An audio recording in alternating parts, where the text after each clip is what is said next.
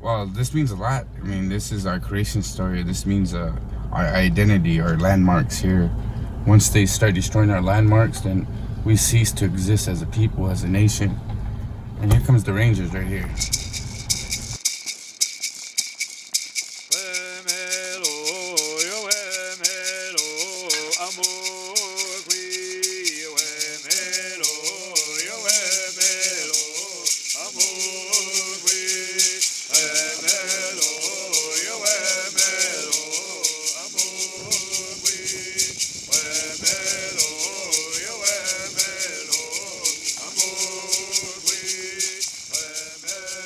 So these stories are not just stories to us, it's our philosophy.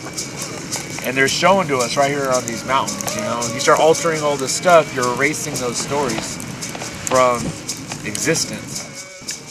We talk about standing up for our ancestors, sacred sites, you know, these songs are our sacred sites also. Our language is our sacred site. These are all our sacred things. It's not just the land, it's all of that. We got to protect all of that. We have to protect our unity. That's part of it as well.